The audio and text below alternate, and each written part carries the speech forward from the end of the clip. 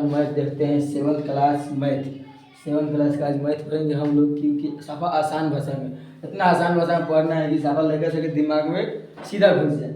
इसलिए आज हम लिख दिए हैं फर्स्ट साफा बेसिक से चल रहे हैं। यह मैथ 7th क्लास का मैथ है, NCERT कथी है, NCERT का मैथ पढ़ेंगे साफा आसान भाषा में, इतना आसान भाषा में पढ़ेंगे कि लेकर सबके दिमाग में सीधा घुस जाएगा।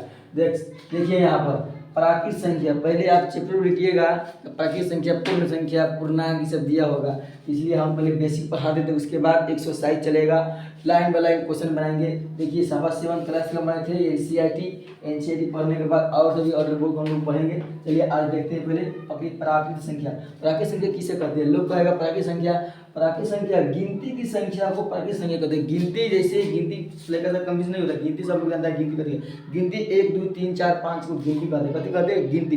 उसी संख्याओं को हम लोग प्राकृत संख्या कहते हैं। जैसे में 1 2 3 4 5 6 7 लिख सकते हैं अनंत, इसका अनंत नहीं होगा इसलिए अनंत लिख दीजिएगा। गिनती की संख्या को हम लोग प्राकृत संख्या कहते हैं। देखिए प्राकृत संख्या किसे कहते हैं? गिनती की संख्या को प्राकृत संख्या कहते हैं। जैसे 1 2 3 4 5 6 7 8 9 10 साफा भोजपुरी में आप लोग पढ़ सकते हैं या साफा ठठ भाषा में पढ़ाएंगे।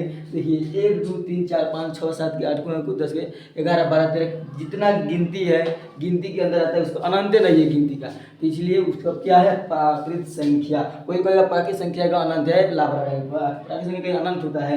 यहाँ पर गिनती की संख्याओं को प्राकृत संख्या कहते हैं। 1 2 3 4 5 6 7 8 9 इसका अनंत नहीं। चलिए अब हम लोग देखते हैं पूर्ण संख्या।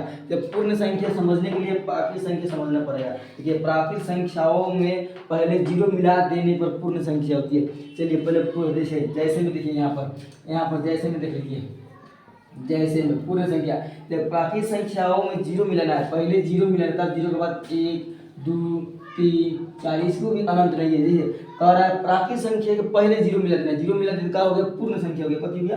पूर्ण संख्या। प्राकृत संख्याओं में पहले 0 मिला देने पर पूर्ण संख्या कहते हैं। समझ गए? पूर्ण संख्या किसको कहते हैं? सिर्फ एक 0 मिला दीजिएगा पहले, वो पूर्ण संख्या कहलाएगी।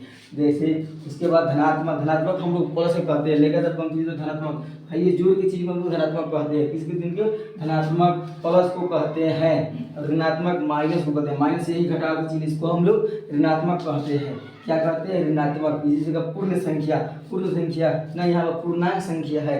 धनात्मक और ऋणात्मक एवं शून्य को मिलाकर पूर्णांक संख्या कहते हैं। क्या? धनात्मक और ऋणात्मक एवं शून्य को मिलाकर